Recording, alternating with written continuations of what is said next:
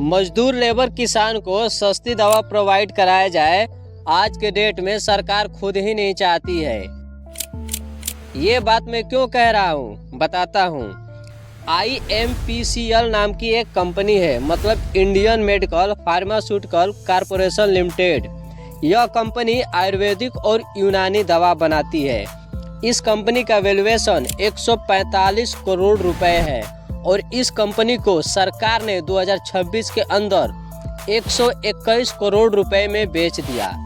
सवाल उठता है कि ये कंपनी 40 वर्षों से इस इंडस्ट्री में काम कर रही है, तो ये घाटे में चल रही थी या प्रॉफिट में चल रही थी, बताते हैं। दोस्तों, इस कंपनी की शुरुआत सन 1983 में हुआ था, उत्तराखंड के अल्मोड़ा से हुआ था। इस कंपनी के पास 1200 दवाइयाँ बनाने का लाइसेंस था, मतलब सस्ती दवाई बनाकर गवर्नमेंट हॉस्पिटल हो गया, आर्मी हॉस्पिटल हो गया और बहुत सारे डॉक्टर इस दवा का यूज करते थे और लेबर मजदूर इसे अच्छे खासे प्राइस में खरीद लेते थे। लेकिन फिर भी 40 साल से ये कंपनी घाटे में नहीं चल रही थी, प्रॉफिट में ही चल रही थी, लेकिन फिर भी सरकार ने इसे बेच क्यों दिया?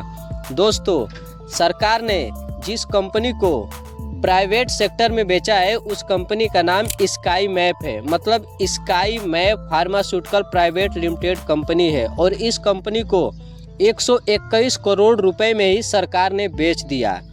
मतलब बीजेपी के एक नेता हैं जो MP हैं, उनका नाम अजय भट्ट है। उन्होंने केंद्र सरकार को पत्र लिखा कि यहाँ के जो गरीब मजदूर इंसान हैं उनको सस्ती दवा प्रोवाइड करा रही है कंपनी, तो इस कंपनी को क्यों बेचा जा रहा है? तो उधर से रिप्लाई आता है केंद्र सरकार से कि इस कंपनी को हम बेच नहीं रहे हैं, इस कंपनी को बेचेंगे नहीं, जैसे चल रही है वैसे ही चलेगी। लेकिन 2026 के आड़ में इस कंपनी को किसी को भनक तक नहीं लगता है और जिस कंपनी का वैल्यूएशन 145 करोड़ रुपए था, उस कंपनी को 121 करोड़ रुपए में स्काई मैप, मतलब sky map pharmaceutical private limited company को बेच दिया जाता है।